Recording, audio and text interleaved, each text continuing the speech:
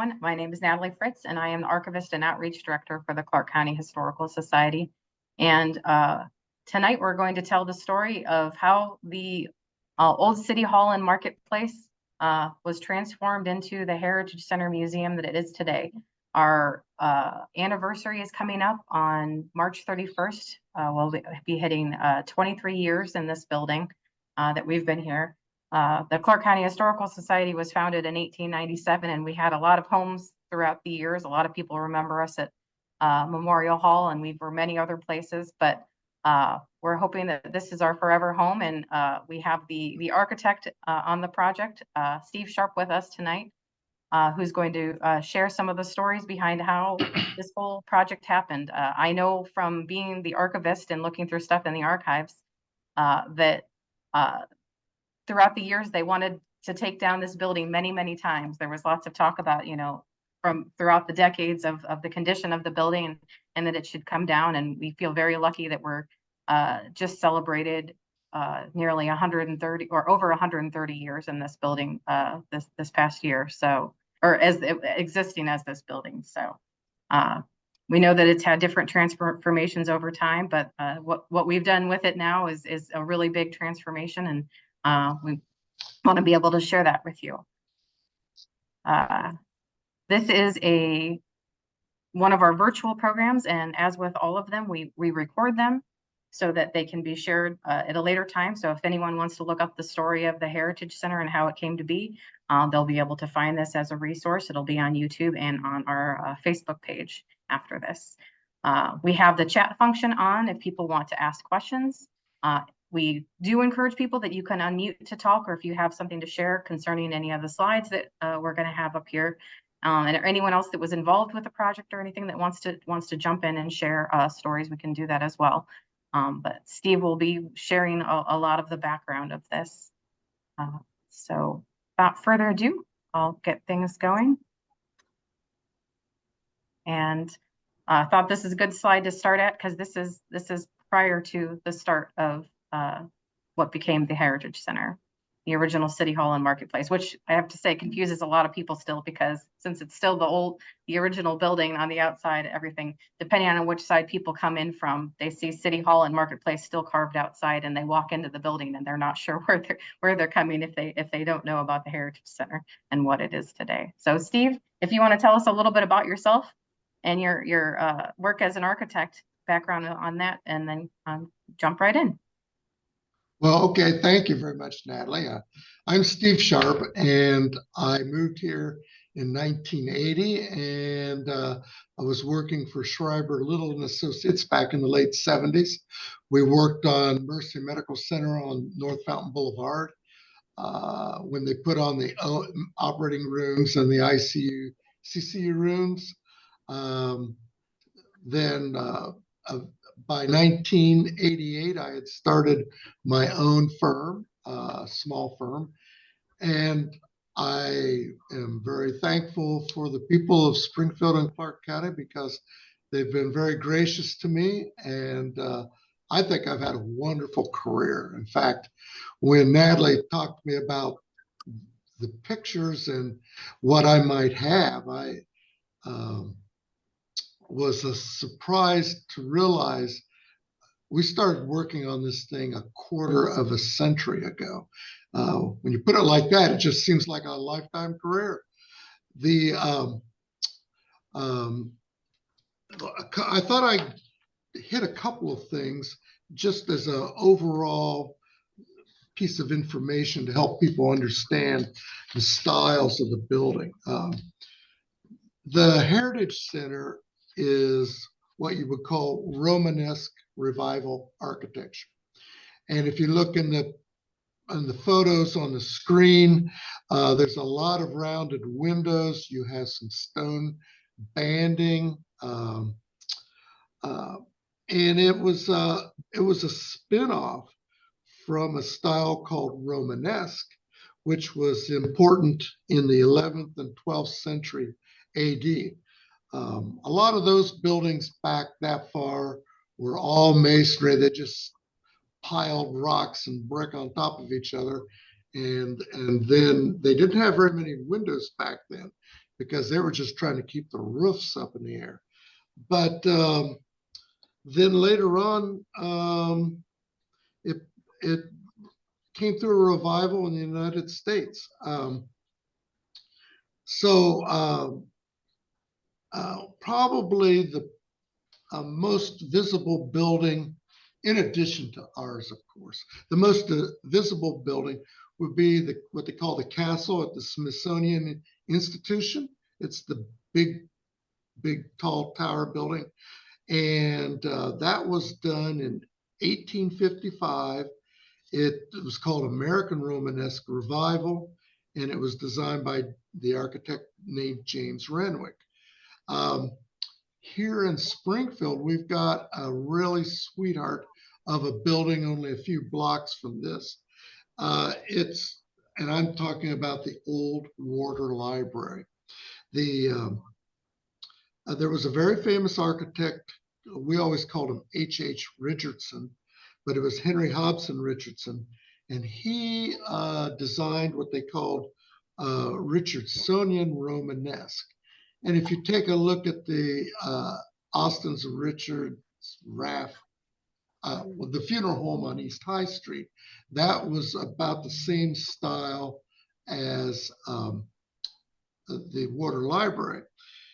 And so that style of architecture is very similar to what we have here in our building, but he used a lot more stone. He had very large arches, and it was its own very popular style that began around 1885. But it was massive, and but the Romanesque style kicked off in this country in the 1840s and the 1850s, and then after Richardson's death, it just sort of died out. But that was a very popular style for a while. And then when you think back in the 1950s, 1960s, a lot of the Romanesque style buildings were torn down. And it's really sort of sad, but we have a wonderful landmark here in the downtown. When I was new to the community, I remember the marketplace was in there, but it struggled and failed and went into, I believe it was foreclosure, because there were talks of Fifth Third Bank tearing the building down and making a parking lot. And I just thought that was the worst idea imaginable. So then what happened, and Tom Loftus is here in the background somewhere, but some people started to get together, and there was a realization that this building is really worth saving. It's iconic. It's sort of the trademark of Springfield and Clark County. It's just so unique looking.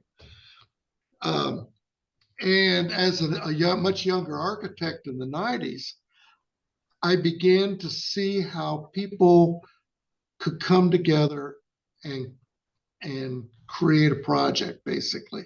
And the struggles back and forth, the finances were always a challenge.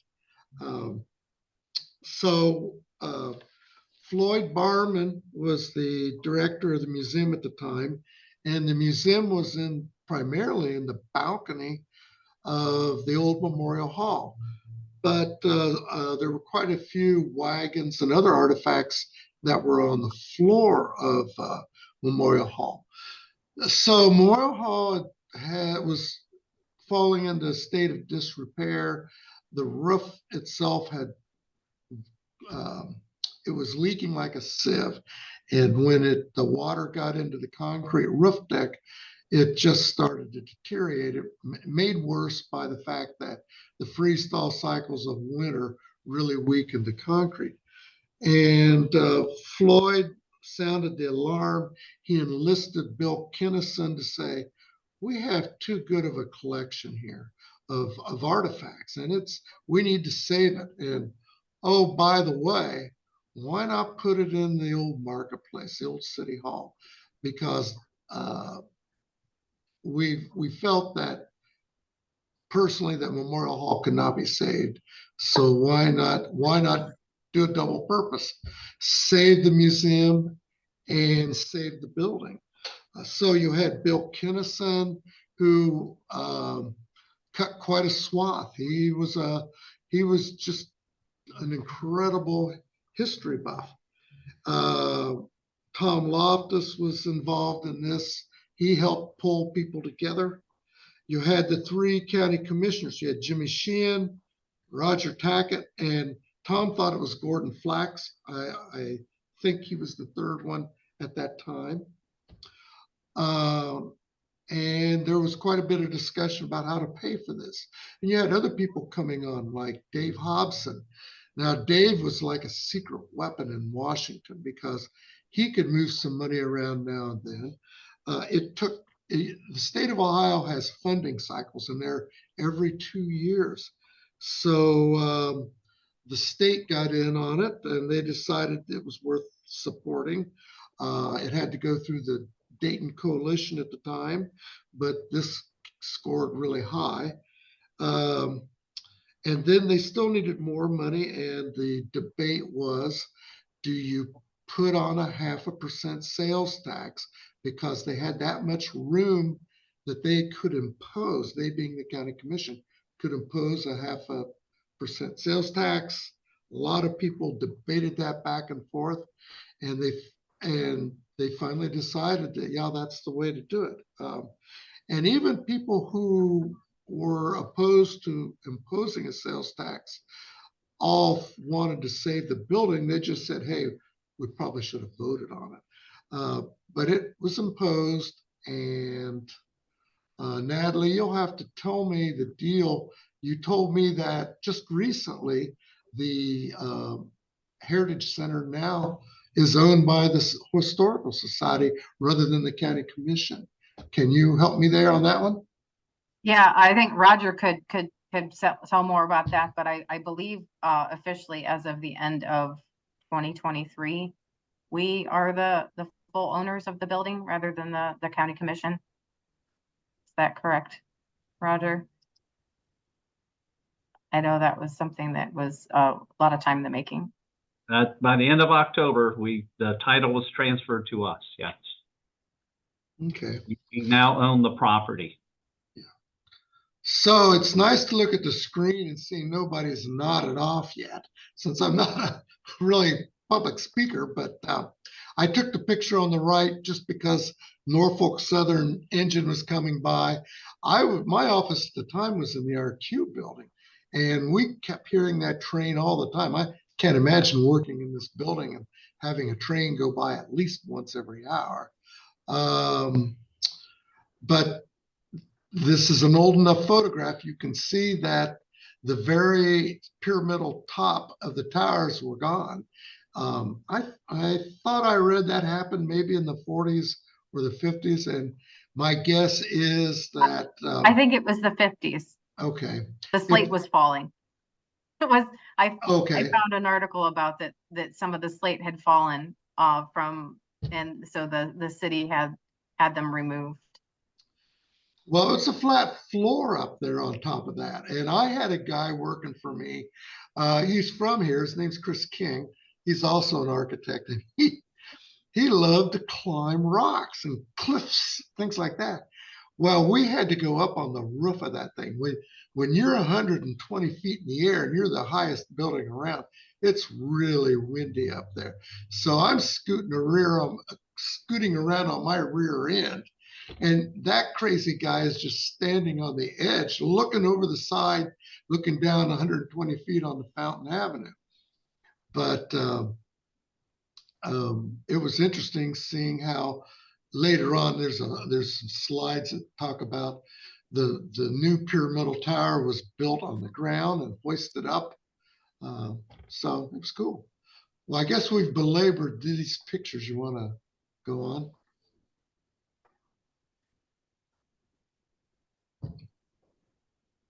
The next one here were some of the drawings that you had shared on your slides, showing the building project, different color coded spaces. And if you can talk a little bit about this, I know that looking at it myself, I could recognize the general layout that we ended up with. But today, Roger pointed out to me these glass out buildings that used to be on the one side of the building that were connected with the restaurants that were here at the marketplace. And I did not know those had existed until he pointed out that's what those are in this drawing here. Yeah. Yeah, I had forgotten all about those restaurants. So the blue is exhibition space. If you look to the left of the screen in the center panel, there's a 3D breakaway, and we were just starting using AutoCAD for our drawings instead of the old way, which is drawing by hand. But you can see in the blue where the displays were, how they went around. The green was, that was I believe that's the conference room you had, the big room there. So that just simply was the roadmap of how to organize the building.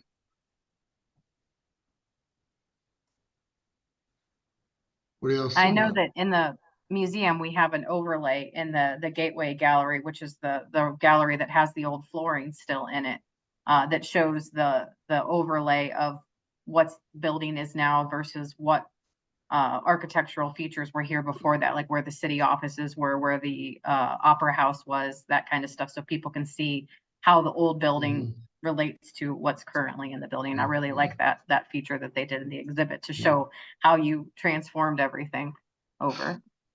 Well, what was cool about this building is that it had a basement, well, still does, but I never saw it, but apparently horses were stabled in the basement. And in the northwest corner, there's a big concrete ramp that would take you up to street level to get the horses up and down when the police were needing them, because the police department originally was on the first floor at the west end. And then if you go up a floor to the second floor, you had this very large theater on the west half. And then you had the council chambers on the right half, on the east half.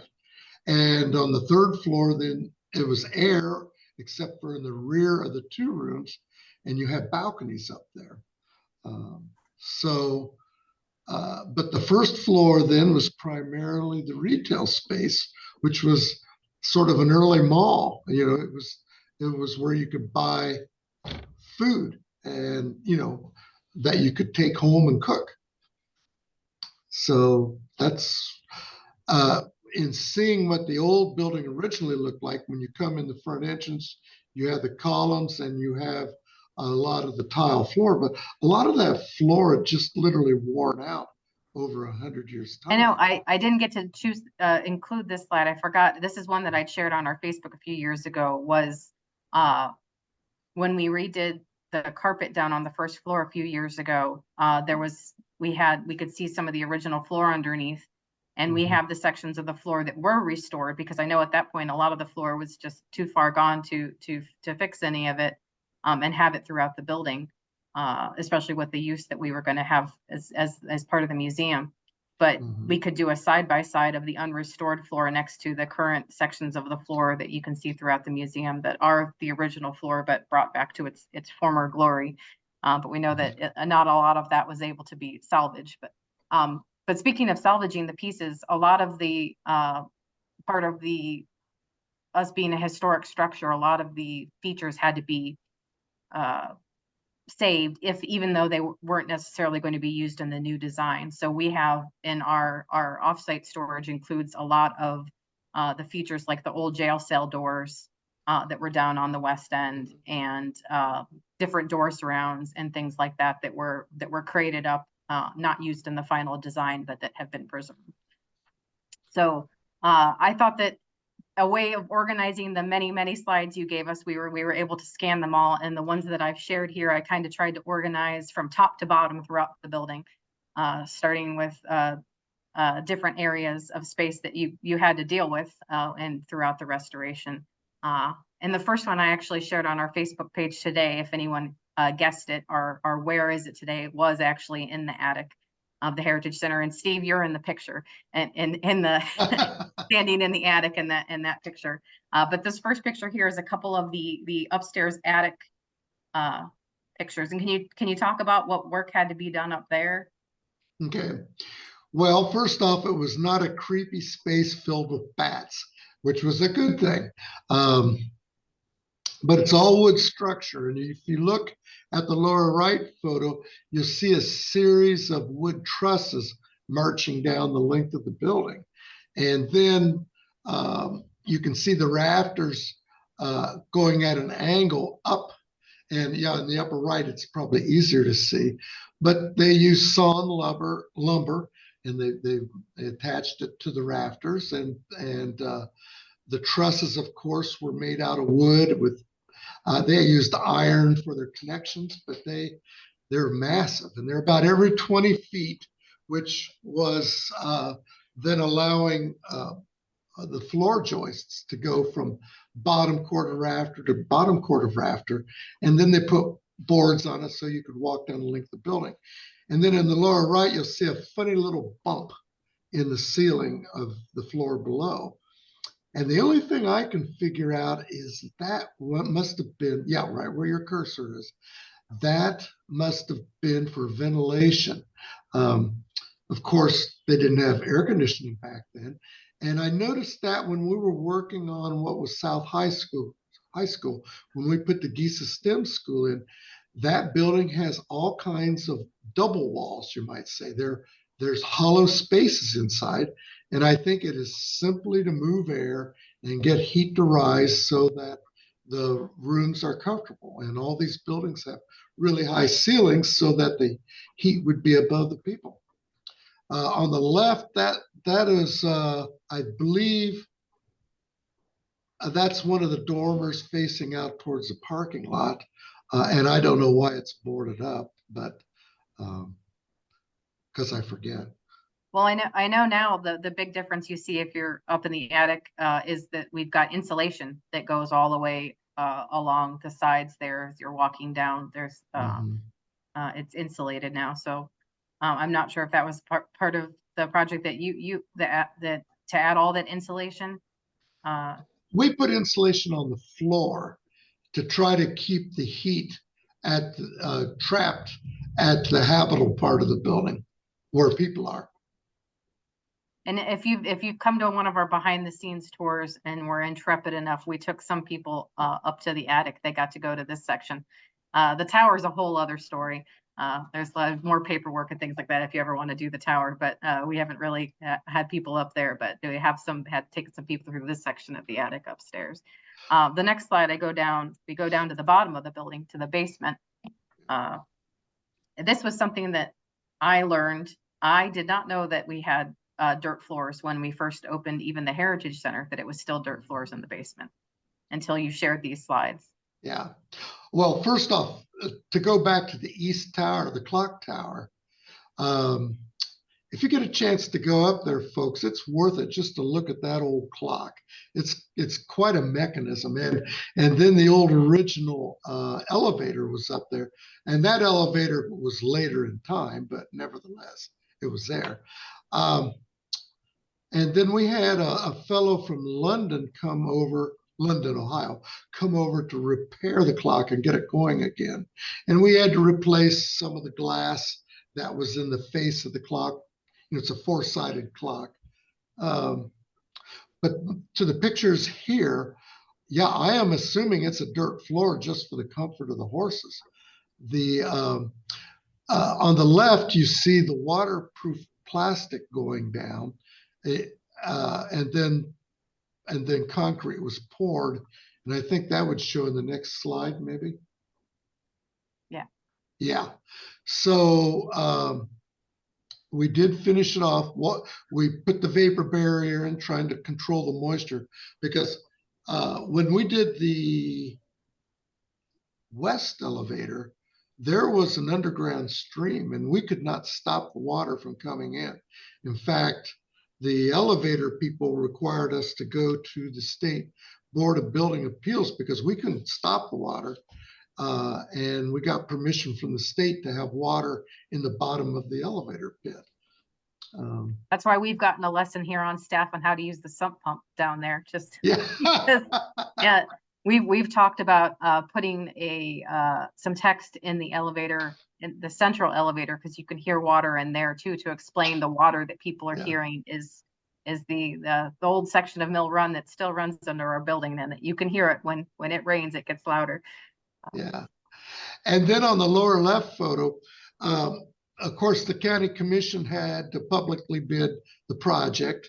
CNN Industrial Contractors, which is owned by Plato Pavlatis, got the job, did a great job.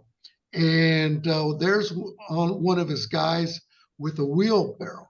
There was an arched opening in the basement on the south side, and they dug down on the outside and opened it up. And they wheelbarrowed concrete, wet, sloppy concrete down, and wheelbarrowed that entire floor in, which was just a huge backbreaking job. But that was how they decided to get concrete in there. And it's really about the only way to do it. I'm glad Next up, I think I skipped one.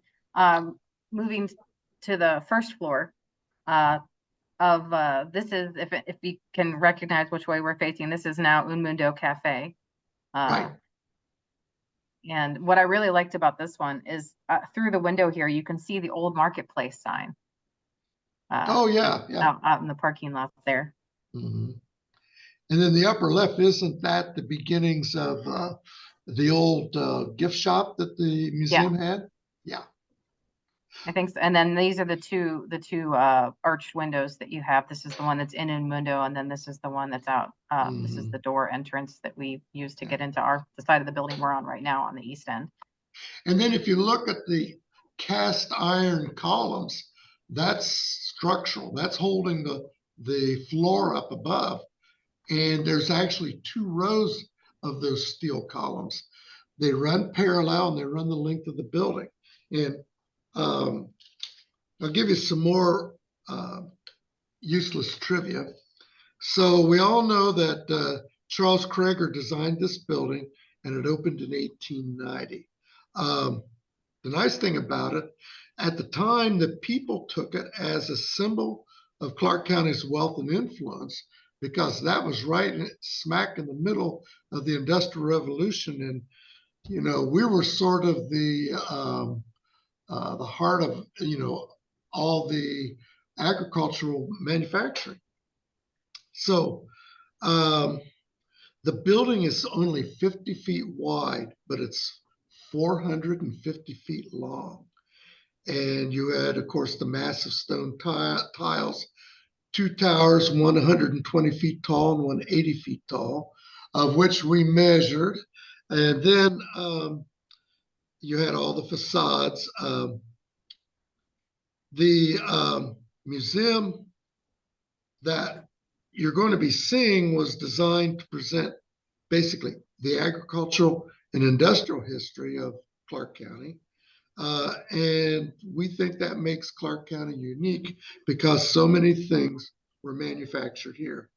And then when the building opened as a museum, you had the administrative offices, a museum store, genealogical research library, curatorial studies collection, conservation laboratory, and a manuscript archival library and secured storage. And all of this work was done with the oversight of the Ohio State Historic Preservation Office.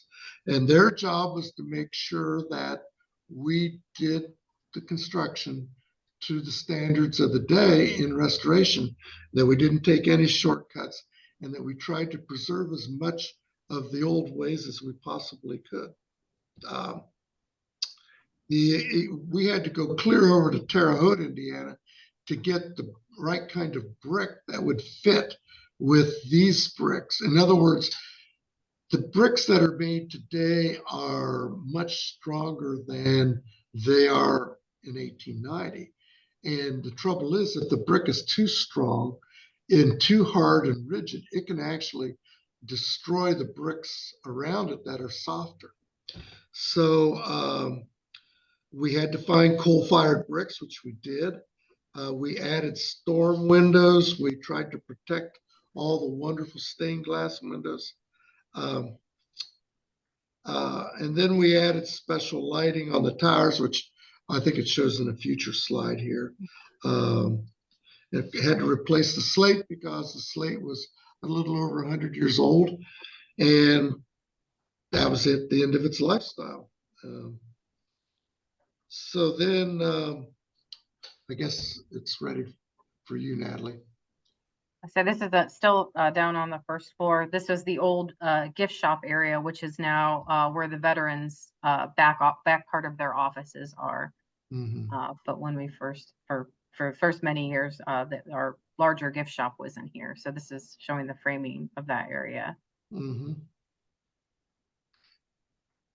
I think the right photo was, isn't that the meeting room that you use a lot? No, okay, we're standing in the meeting room looking out to the hallway Yes, that runs the length of the building. So that's the door. That's the door on that. The wall on that. Yeah. Okay. And there you can see the old floor. Yeah. Which I forget is under there, under the carpet. These were some that I wanted to share. The one on the bottom here is Roger's office window. He's got the rounded window under the towers. The one up top here is the second floor lab where Kelly and Tyler and Miranda have their offices now.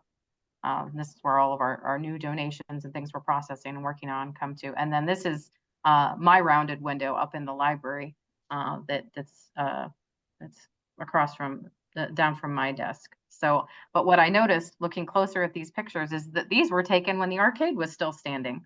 That's right. So this is well before the Heritage Center project started. And the arcade is a sad story of a building that wasn't able to be saved, but I thought that was interesting that you can spot it out the windows there. And you had some great pictures of that you shared with us as well, because from the RQ building, you had a pretty good view of the arcade coming down and the hotel going up. So glad you documented that. Yeah, it was a sequence of photos, but then I used the telephoto when the arcade was being taken apart. You could see the structure and how it was really built. So yeah, but on the right picture in the upper part, there's more of the stained glass, and this building had wonderful stained glass. It's like the old Huntington Lagonda Bank building, a block from here. It's just, the stained glass is just so cool. Oh, too far. Skip this one. This is another thing I learned from your slides. The rotating gallery on the second floor, what we call the big room, off of the exhibits where we have events and things like that. I didn't know that the ceiling was wallpapered. We didn't either. We were surprised. I guess the old Victorians wallpapered everything, huh? So that has a beautiful ceiling, and when you're in there, you can still see the cupola part there that you said is the vent, probably up into the attic, that you see when you're up there. That's my best guess what it is. I don't know. And this is another picture of that room. We think that's what Roger, yeah, because you can see part of the ceiling over here. Yeah. That's still that same room. Just to see the condition that it was in that area there. It's kind of amazing. That was the council chambers. And sometime in the past, they dropped a ceiling in, a typical 2x4 lay-in ceiling. And you can see where they stopped painting, which is where the ceiling line was. And when they took the ceiling down, people were just amazed at that room, because people forget. And all of a sudden, they covered this. Yeah, it was just a huge surprise. And they're going, this is just the coolest room. You know, when the founding fathers finished this room off, it must have been a great place to hold their city meetings. Well, I know that we have these door surrounds are down on the first floor in the museum where we have that section in the Gateway Gallery that shows Mhm. things that were saved from buildings that no longer exist. We have one of the door surrounds and it's kind of teal painted, was the color that it is down there. And we've got a Yeah. picture of the city council sitting around with those door Yeah. surrounds in the background. Now those surrounds are still there. They're still there, aren't they? They're still, yeah, behind the walls, except for, yeah, so apparently we restored one to have down and on the Mhm. display. Yeah. Uh, See, some things aren't quite as visible, folks, because Mm. um, light degrades the exhibitions. And so we put a lot of walls up just simply to preserve everything. But what that meant is that a drop dead beautiful photo like this Yeah. can't be seen anymore because of the walls. But I took that picture just simply so people could get a rough idea of all the color that these Victorians put in their buildings.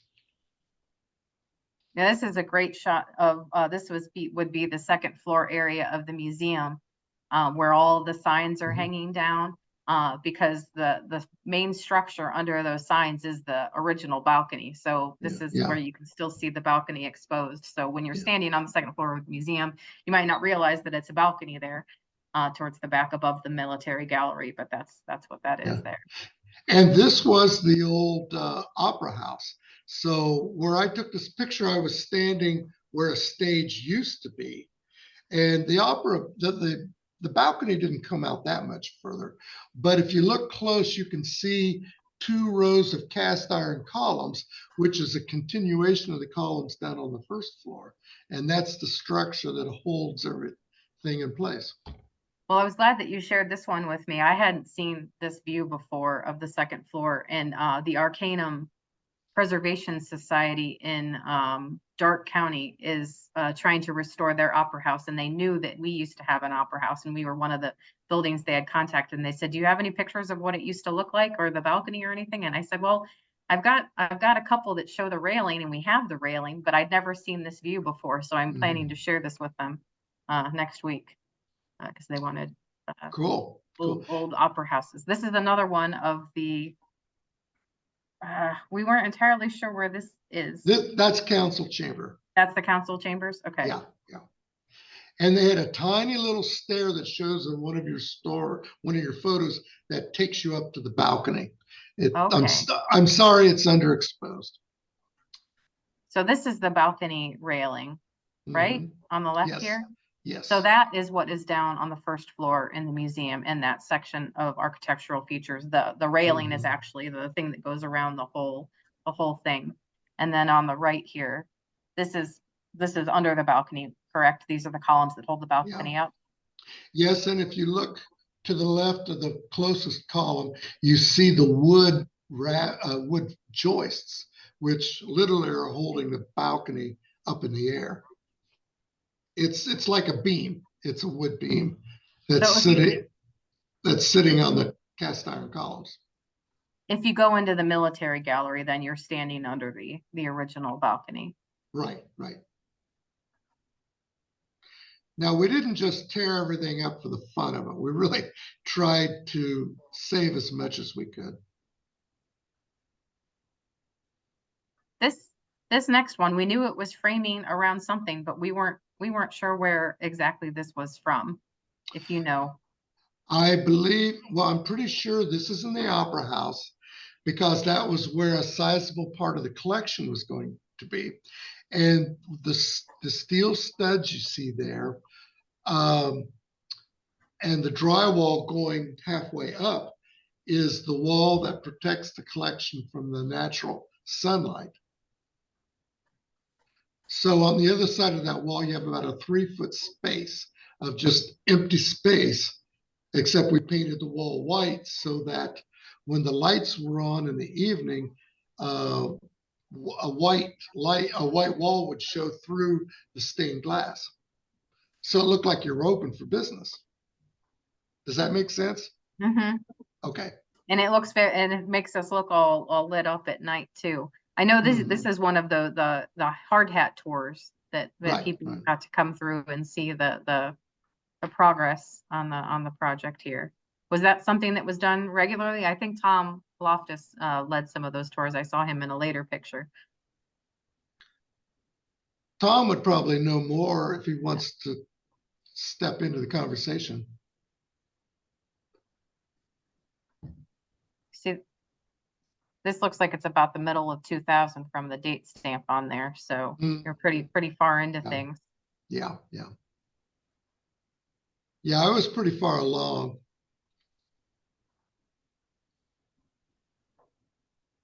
This is the stairwell up to the balcony then here. Yeah, but that's on the council chamber side. Okay. And yeah. These were two pictures that kind of confused me. I wasn't sure where we were. I think these look like our current what we use for collection storage rooms on this end, but I know that the other end of the building also looks this way. So I'm not sure which end of the building that we're on here. I'm pretty sure this is the east side of the East building. end? Okay, because yeah, we have East. transoms up at the top of our collection storage rooms. And Yeah. this part down here, I wasn't really sure where we were. This one here with the blue walls. If you look to the right on that photo, you see the wood trim. That's a wainscot. That is in the council chambers, and that was all around the council chamber room. Was that really nice woodwork? Hmm. They didn't have that in the Opera House, but the Opera House had a stepped floor, which was removed.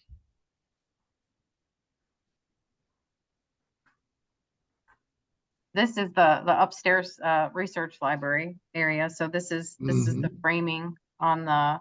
So this must be beyond the archives. So this is the framing for the archive wall.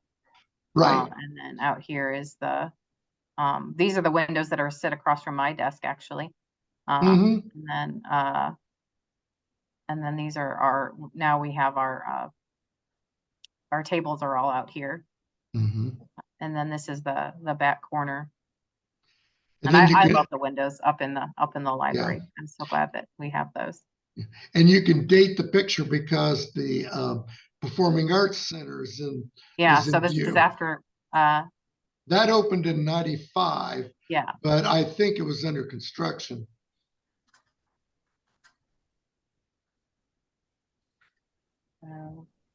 This is another hard hat tour. There's Tom, I think is right there in the middle. This is the library and archives. This is where my desk is, actually, where these people are standing. Now, and here's it completed. Yeah. The cleanest it's ever been up there. Many of the furniture or anything. It's very weird to see it that way. And if you look at the ceiling, we did not touch the walls with the ceiling. We wanted you to be able to look up and see the real ceiling up above it, but we needed to run ductwork around in there. And so we had to drop it, and yet we held it away from the windows so that we wouldn't be blocking the windows either from the outside looking in or the inside looking out. So if you get really close to the windows and look straight up, you can see the original ceiling. And I know the tin ceiling tiles you could still see in most of the rooms. Oh yeah, they were great. Yeah. On the second floor. Yeah, if you wanted to disassemble this project, you would have quite a bit of the original building still there. But then I'd be really upset if you disassembled it then. so would we. I don't think it would be too possible. This is the other end of the building. This is the west end, which is now the second floor. United Way's offices are on this section. But this was another thing. Well, that was news to me until I'd been here for a few years. I started not long after all of the Heritage Center offices had moved completely to the east end, and I didn't realize that everybody started out on the west end. That was something I didn't realize. Well, and that's the big freight elevator that would move all the artifacts up and down. Yep, and it goes down to the basement, and that must have been the old ramp that they used to get the cars and the horses down into the basement. Is the same framing area that where the freight elevator is. Mhm. So you can see it's just starting to come along. We simply gave the perimeter to the offices. Let me interrupt you for just a second to give you a few facts on this building before we leave it. Okay, so this building, the Heritage Center building, is 80,675 square feet. You know, I said it was 50 feet by 450 feet. We actually completed that project in 2001. And where that elevator is, there was just a ton of questions. What's sort of neat about being an architect when you work on older buildings are all the funny little surprises you find. Now, the owner doesn't necessarily like them because usually it means money, but we were measuring vertically floor to floor to put the elevators in, and we just could not get the dimensions to work. There was an error somewhere of 4 feet vertically for the basement, first floor, second floor, third floor. And we finally called a surveyor in, and we said to him, I think it was Terry Hoppus, we said, listen, you got to measure the floor over 450 feet. You got to go to each end and tell us where that is in feet above sea level. And sure enough, the first floor of this building dropped 4 feet from one end to the other. And we're sitting in, and we're going, why on earth would they not make a level floor? Well, they did make a level floor on the upper floors, but not on the ground floor. Okay, so Natalie, here's your trivia of the day. Why would they drop that floor? My only guess is that when the farmers market was in business, they would, and it was nice weather, they'd run carts outside and set up. And then when it was cold weather, they'd keep their booths inside. And they didn't want to have big steps to go down with their carts. So they used more of a ramp. So the floor stayed in line with the ground outside. It went down with that, so they didn't have steps to take the carts out on. Now, if anybody's got a better idea, I'm all ears. I don't know. We just always joke that the building is sinking and that basically we could like slide down from one end to the other. Yeah, you could. A skateboarder's paradise. Yeah. Well, I know Casey has a scooter that she knows is good to get from one end of the building to the other. It's changed now that everybody has cell phones and smartphones. It's a lot easier to find people sometimes. But I know that when I first started here, we joked that everybody needed walkie-talkies because it's a however long building that if someone left one spot, it was difficult to figure out where they were in the building. I know Kevin Rose calls us a hot dog. Which I think we should lean into. We should design some Heritage Center hot dog shirts. Well, I'll tell you one more piece of worthless urban legend. When we started working on this, you don't know how many people would come up and say, did you find the tunnel? And we're going, what are you talking about, a tunnel?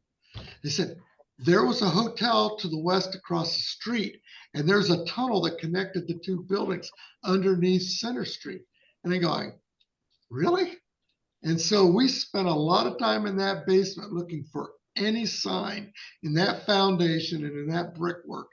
And we finally concluded there never was a tunnel. I've heard that story too. So that's good to know that there really is no evidence of it, because I've had people ask me about it. It was the Montgomery Hotel, which was later the Burton Hotel where KK Tool is. I'd heard that they were connected by a tunnel, but you didn't find any evidence of it, unless they bricked it up and, But there were no signs of an opening in the wall. Yeah.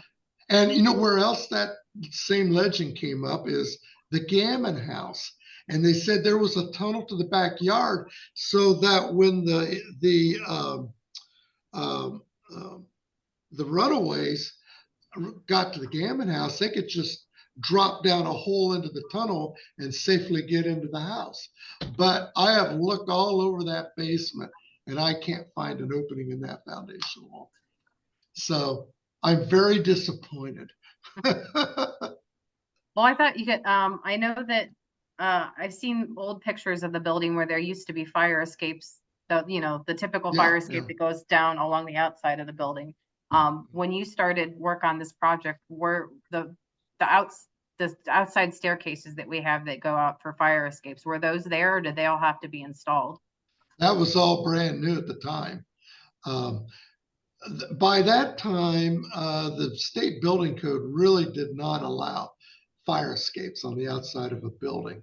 Now you can they're grandfathered in, on what I call Bank Ohio building, um, uh, the Hall building's what it's called now.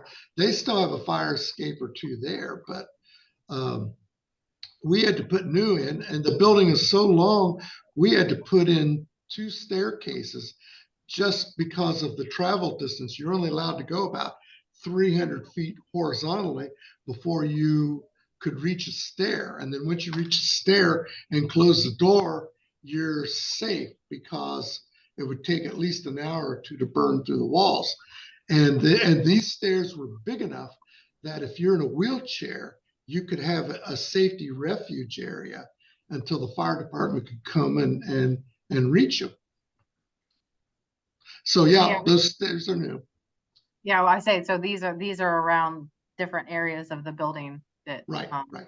not a lot of people know that is an option. If you get stuck anywhere, there are others outside staircases. And I know this is the wrong side of the building from where the outdoor, they were on the north side, right? The old metal fire escapes that were outside. But this is the north, Right. This is south side. the south side of the building, Yeah. showing some of the outside work Mhm. that was happening. Yeah. And then these are the glass entrances Yeah. to the museum. And that was a challenge because first off, I had the state dogging us to make sure that when we cleaned the masonry, that we did not use an acid because it could affect the burn layer of the brick and weaken the brick. And then when it came to putting the entrances in, we wanted to have a wide open square space where you come into the building, where the reception is. We did not want to have a vestibule coming into the building because there never was one and because it would eat up so much valuable floor space. So we put the vestibules, because you do need an airlock. We put them on the north and the south side, as you see here in the lower right. But those vestibules just barely touch the building. They don't do any more than just kiss it. And the touching is with a caulking material. So you could take those vestibules down and it really wouldn't affect the old building at all because it just was sort of pushed up against it and that was it. And that was a historic requirement. And I've jumped ahead here in the pictures because I've got the expo hall. So I'll keep going because we're about to come to, these are some more of the outdoor exterior work that was being done, new windows. I know you mentioned that not all the windows were replaced, but quite a few of the windows were new. We replaced as much as we could afford. This is the arched windows on the east end. Mm-hmm. And that project is just for trivia's sake. When I said it was 80,675 square feet, in that time frame, the project cost was $8,850,000. But there were $2 or $3 million just in the exhibition itself, which is where the National Park Service folks came in and really designed the exhibits you look at. But if you were to convert the building we're sitting in now, to today's dollars, it wouldn't be 8,850,000. It would be $22,098,450. That's how much inflation has happened over a quarter of a century. Unbelievable. Yeah. Well, this is showing the tower here without the tops, and this is tops going back on. So is that towards the end of the project that they were recapped? Yes, that was one of the last. And then we had the fiberglass balls made that are at the four corners of each of the tower, and they built the shingle pyramid on the ground, but that was the only place we sort of stretched a little bit, stretched the rules, because those shingles, and because the wind is so bad, we used a really, really heavy gauge vinyl, one that wouldn't normally flap in the wind, but we thought that could withstand the wind better and last longer. I appreciate that because I spend most of my time right under that tower there. And some days when it's really windy, I worry. So glad to know that it's. And it's well anchored down. I don't think it'll look like a space capsule going by your window. And I threw this one in there because you mentioned that this was part of a fundraiser putt-putt contest that was at the mall. That was at the Mall Fairfield Commons, and it had just opened. And these are two of my employees. So different architectural firms in the Miami Valley put together a putt-putt game in the mall. And we did, of course, the Heritage Center because we had just finished. And if you look at the lower part of the end, you can see it's open and you putt through it. And then there's where Dave Fisher's sitting on the right, there's a cup with a hole. But it was fun putting it together in the mall because the Springfielders would come down and they go, oh, there's our Springfield building.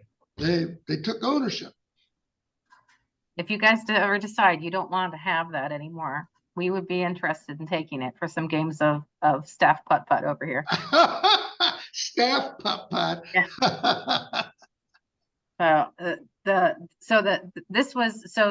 main building was phase one, right? Is phase two the expo hall? Yes. Yeah. So the expo hall was added and opened a couple of years later in 2003. And there's some pictures showing the framing of that building, which, you know, not a lot of people realize right away that that's a brand new building that's just connected to the original. But this shows some construction in there. So the expo hall, it was for the heavy stuff, like a road roller, which the old building just wouldn't be able to carry that kind of concentrated load. So the expo hall was completed in 2003. It is 8,400 square feet. And at the time, Cap Construction was the low bidder, and they built that project. Reed Welsh was the project manager. That 8,400 square foot building cost $758,267. And in today's dollars, that translates to $4,390,393. So if you add both together, this museum is a $26,493,000 project in a quarter of a century later. So it's a story and a half space. I spent a lot of time looking around. For instance, if you go to the state fairgrounds in Columbus, which is on 71 North, leaving the downtown, they have a wonderful old pavilion building at the state fairgrounds. And I took some ideas off of that. I also, my wife's from Fargo, North Dakota, and we take different ways going up there to visit her family. And in Moline, There is a John Deere museum, and I took a lot of ideas off of that. But basically, in Springfield's past, they would have these huge revivals, and they weren't tent revivals. They built wood buildings, and then they tear them down after the event was over. I can't think. Mother Stewart. There was a male preacher who was really well known. Billy Sunday. I'm sorry. Billy Sunday had a tabernacle. That's it. That's it. Yeah. And I think, wasn't that in the Esplanade when he did that? It was, I think it's actually a little further down, across from Springfield High School was where the tabernacle was. Okay. In the apartments over there by the Davy Moore statue, Yeah. I believe. So all of those buildings sort of were the impetus for an exposition hall. And it doesn't look like the grand halls of the Chicago Exposition of, what was that, 1896, but it still looks like a grand hall. And my goal was to place the building so that it framed the parking lot. And if the museum wanted to do outdoor events, you had a wonderful backdrop, keep little kids safe, and just to have activities.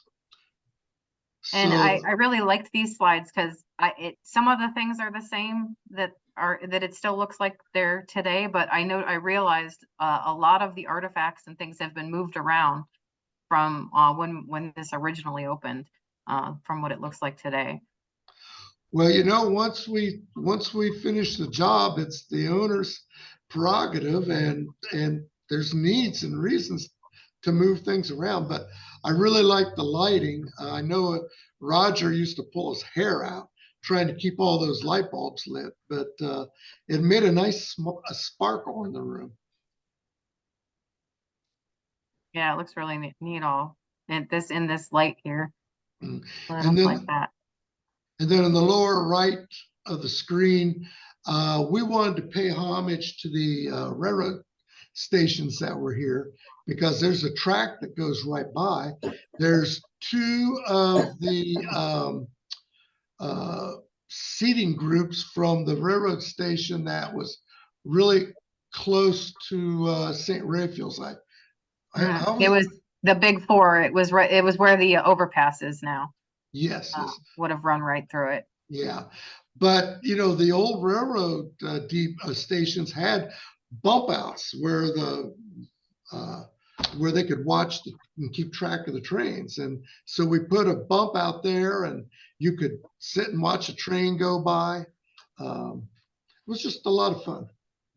I was telling Steve that when my son used to be here with me at work, some days we would go down and we have that bench that sits right in the window, and I would go down there with him, and he would sit and wave at the trains when they went by. Yeah. There are less the trains that go by lately, but we still get about a train a day sometimes. They go by us. So and then the benches now. Yeah. So the building itself has brick and stone that ties with the 1890 building, but it also has a turn-coated roof, which is what they would have built a standing seam roof out of in that day. And there was one more thing I was going to say. I don't know. We tried to reference all the turrets that Krieger designed into the old building. And so you'll see how we put the striping in. We couldn't afford to actually make turrets, but we did the illusion of turrets. And then if you look in the right photo, there's a dormer facing the tracks, and it has the old Springfield sign in it. And I don't know where that came from. I suppose one of the depots. Yeah, I'm not sure where that came from. It's something that I didn't notice for a really long, and that's the way I turn out to go home. And I didn't notice it for the longest time that there's a sign up there. Yeah. This is a really great picture of showing them next side by side to see how well they really complement each other when you see them from this view. And that's tough, because to the typical layperson, they'd just soon you carbon copy.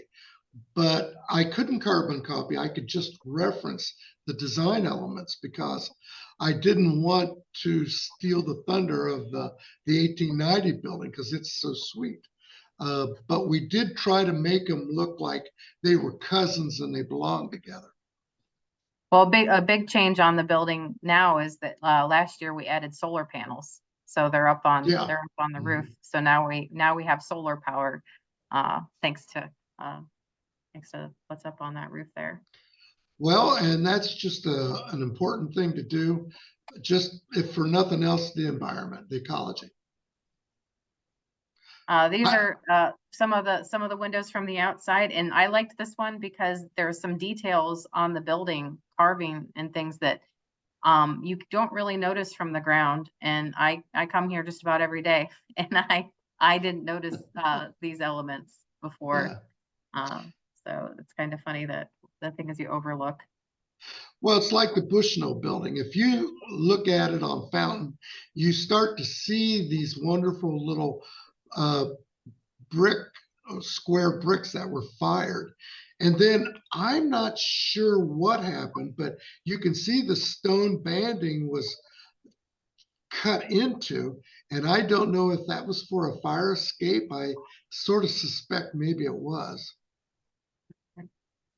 And then at the very top of the photo, you have two stars, and those are holding two steel rods that go the entire width of the building, just to keep the building from wanting to splay out, or you don't want the walls to spread out, you know, you want them to stay nice and vertical. And somebody put those in a long time ago. Never noticed it before.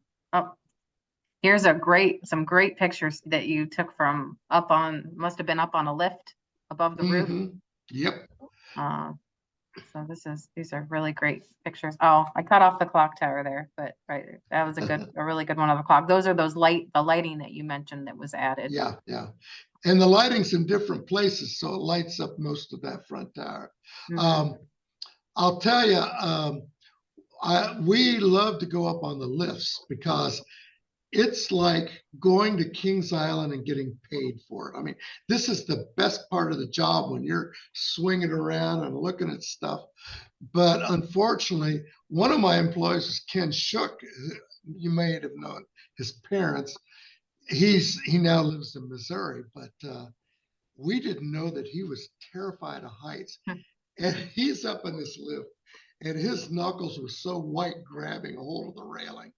But here you can see on the right picture where the slate's just new, and in some areas the felts are there and the slate's not even there yet. I'll say the next one shows more of some of the roofing work. Yeah, you can see the felt up on these sections here. So this was actually, what is this, phase 3? The roof, because I know these pictures are from later than the expo hall even. So right. 2003 and 4. I suppose it's 3. It's enough time has passed. I'm a little fuzzy. It's just, you're right. It came a little bit later. I think it was money from the state that probably funded it. There's some other great pictures showing the roof line there. And all the copper flashing that went into it. I think this one here, you can see the copper flashing underneath. Right, right. And then on the right, you have these weird domes that, the turrets that look like missiles. But that's how you waterproof them. You put ice guard on it, and then you put the shingles on, the slate shingles. And in the middle picture on the bottom, there's not really a floor there. It's the top of a scaffolding that the roofers are out on. Be a pretty scary place to be out there like that. And you can look down on Dell's campus. Oh, this is one that you said you couldn't figure it out. Roger and I couldn't figure it out. This is a great picture, but we cannot figure out where in the building you would be standing to see this. I don't know why there's in effect, a bridge through there. You can see the first floor and the tile down below. This has thrown me. Yeah, I'm really not sure what this one, where we are here. Now there, if you look on the right side of the screen, you see a concrete block wall, and that's one of the two stairwells. So, and they're on the north side of the building. If I were to bet, it's right about where you and I are sitting right now. Yeah, okay. Because yeah, those are you can see the columns downstairs, and we know that those columns are downstairs from that other picture, so maybe that is this area. This one we could figure out. This is the grand staircase in the museum. Yeah. This is a great picture because you can Mhm. see down the first floor below. This is where we have the windmill that comes up through the middle now. Right. Uh, And then the Westcott house would be down below us somewhere. The Westcott car. oh yeah, behind. So it'd be Yeah. behind us here. Yeah. And this is the building, the theater on the Mhm. second floor. Mhm. And then this, so I wanted, so on top of redoing the whole building and getting all the restoration work done and everything, the museum was being built concurrently. So you were working together with the actual designers of the exhibits. Yes. So this is McLean, and I can't remember the other name. I think McLean was the guy on the upper left, maybe. Was Brown the other name? Bill Brown. Bill Brown. Oh, that's right. He's the one on the right, isn't he, Roger?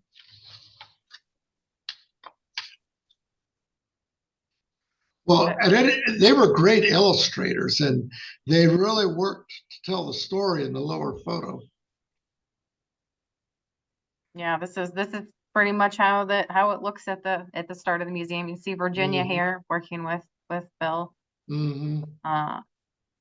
And this is the model that they created of what the museum would look like. And I know that they have this on display over at the CUS that people could come look at it.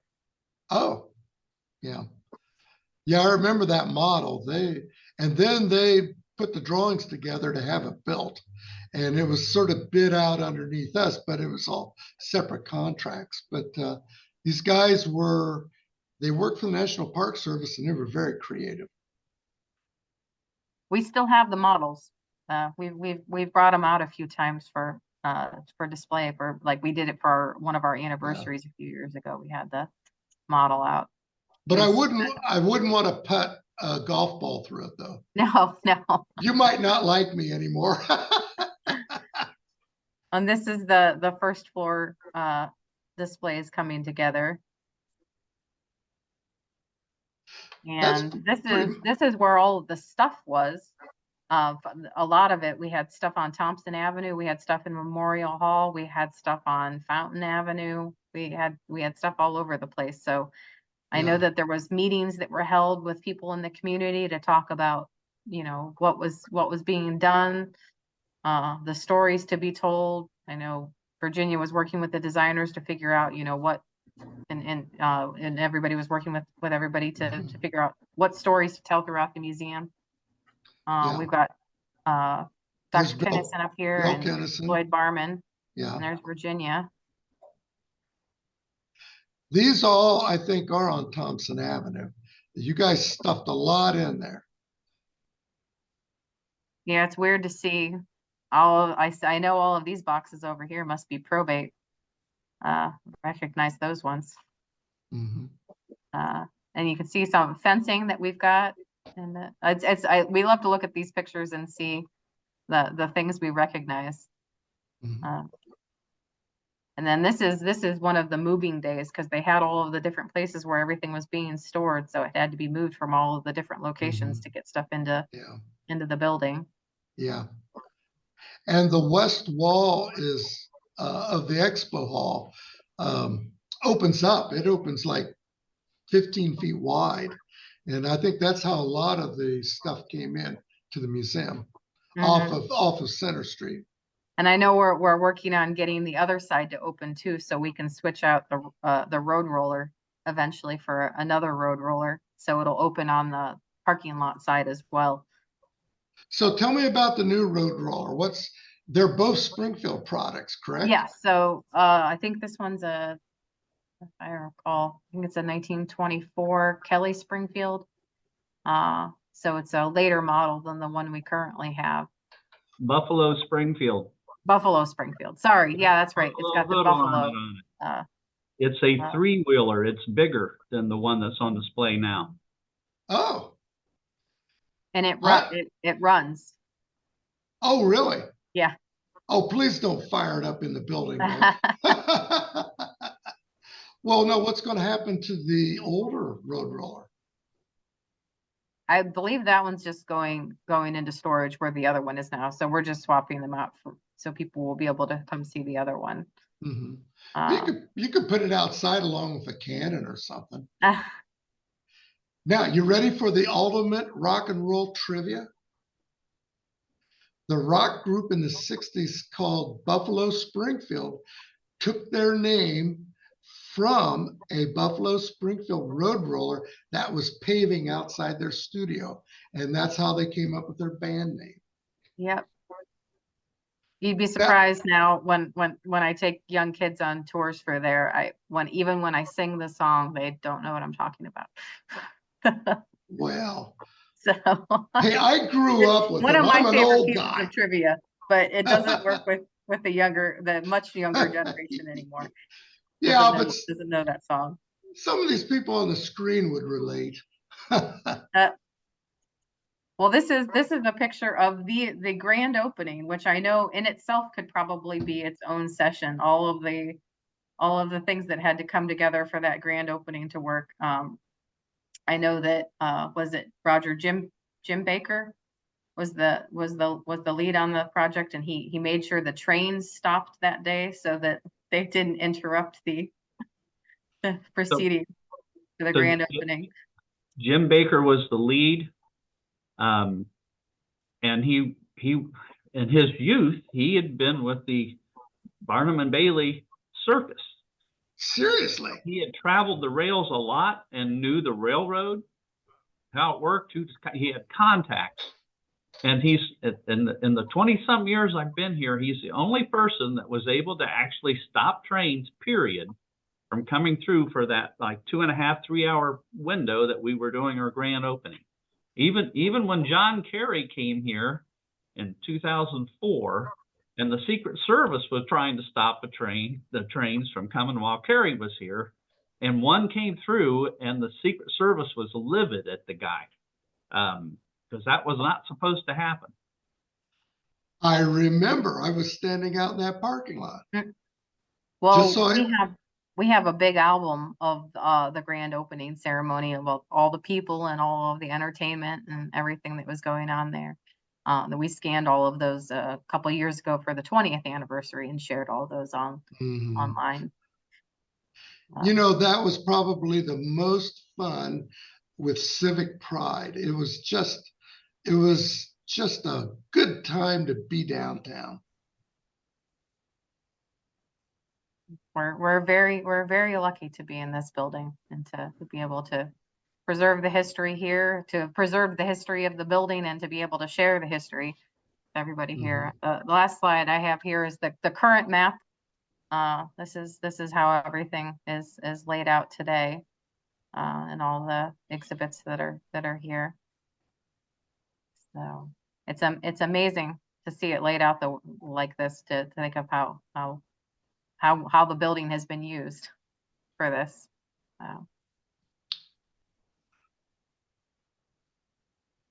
That's all I have as far as slides go. Does anybody have any Steve, is there anything else that you wanted to hit on or anything, or anybody have any questions? No, other than just a general thank you, because the people of Springfield have been so good to me as a stranger coming into town when I was in my 30s. And I've had a great career, and this is one of the projects that is my all-time favorite and that I'm most proud of. So it was just a great time to be an architect. Well, thank Natalie? you. Natalie, can you hear me? It's Mary Ann. Yes. Hi, Marianne. Hi.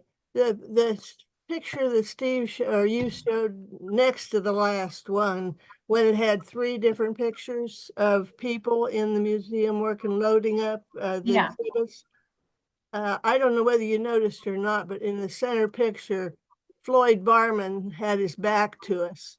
And a lot of people wouldn't have known Floyd, but he had a lot to do with the beginning of our museum. Mhm. And I just really wanted to point out that he was standing there with his back to us talking to a lady, and I'm not sure who the lady was, but did you notice that was Floyd? In the second to last one, I know I saw him in the loading picture and up top with Virginia and Bill Kennison.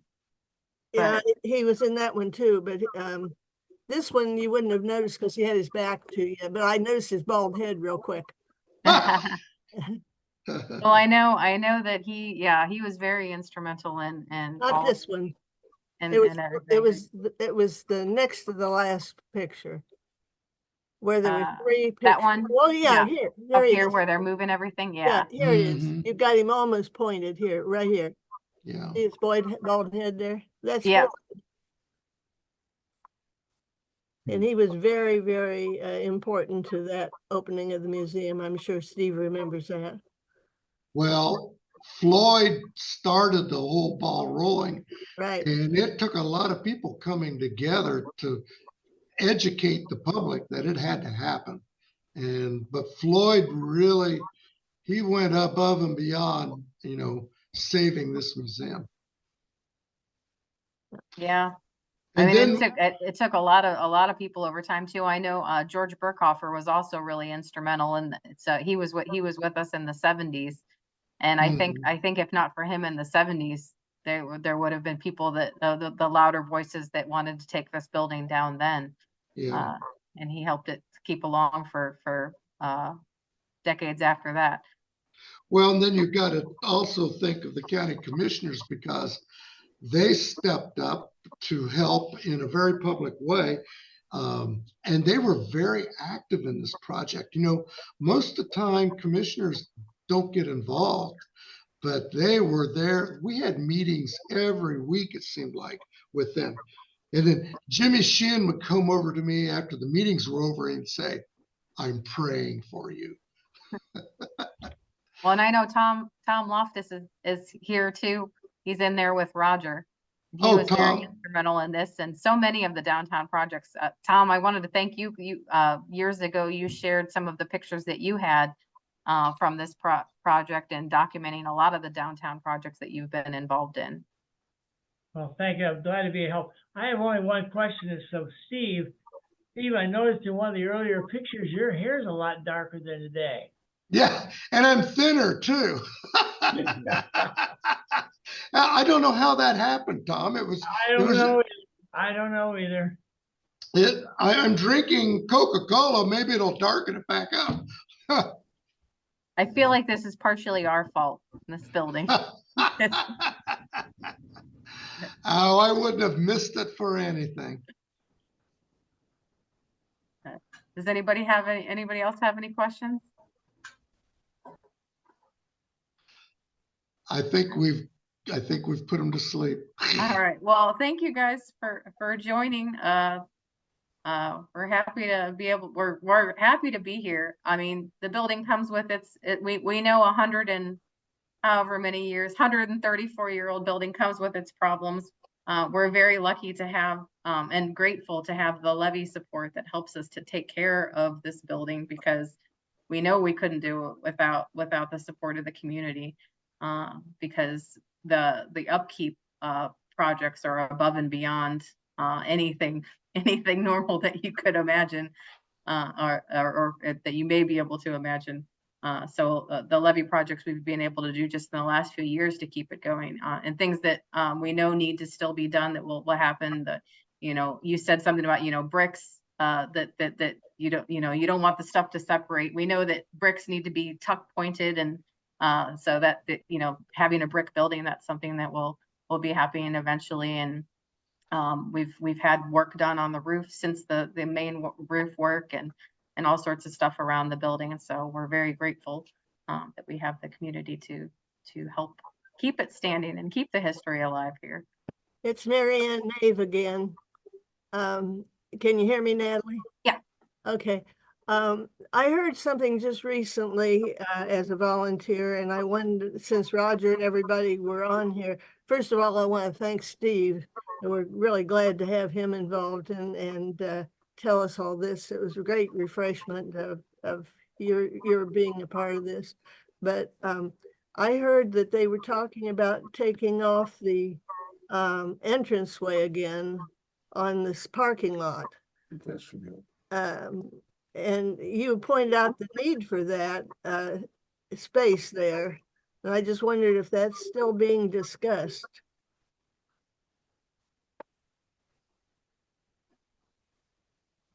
Any answers?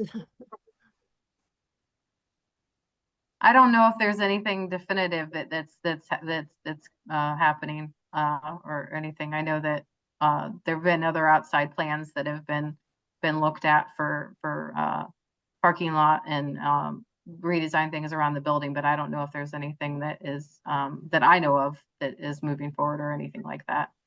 Okay. Well, I'm glad to hear it's not final yet. I think we need that extra space to come in on a cold day before we open it up to the big room, and need something like that. So I think that's been beneficial, even though it needs repaired, of course, and we're working on that now. So thanks again. Yeah, John's been working on the tile in there, because the tile has not held, as with most things, we, almost 23 years that we've been here.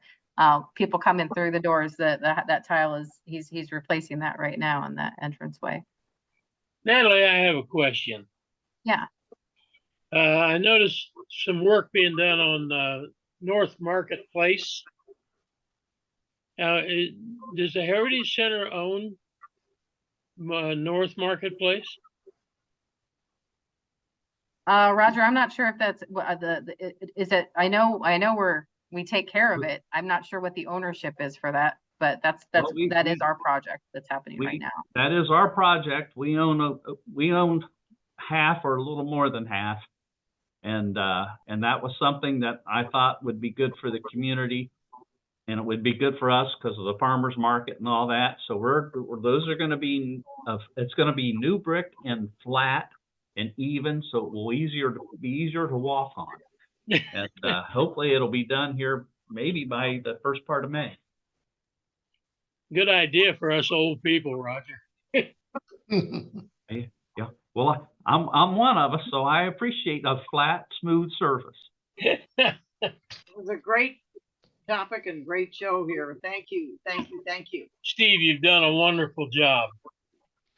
Well, thank you very much. All I can say is I can't thank everybody enough for giving me the opportunity. Well, thank you, and thank you for being a part of this today. If you guys want to mark your calendars tentatively for April, I'm looking at a Wednesday in April for topic to be determined. I've been eyeing April 17th or the 24th for the next one, so we'll let people know the exact date for that. If you have any topic ideas for April, let us know. But May, we're eyeing Mayflowers, so we'll be looking at the floral and nursery industry here in Springfield's history. So that'll be our next virtual topic. Thank you guys for joining. Thank you, Steve, for coming and sharing the story, and thank you for the slides that you let us scan that we'll have to be able to preserve in the archives as well. So thank you guys. Bye-bye. Have a good night.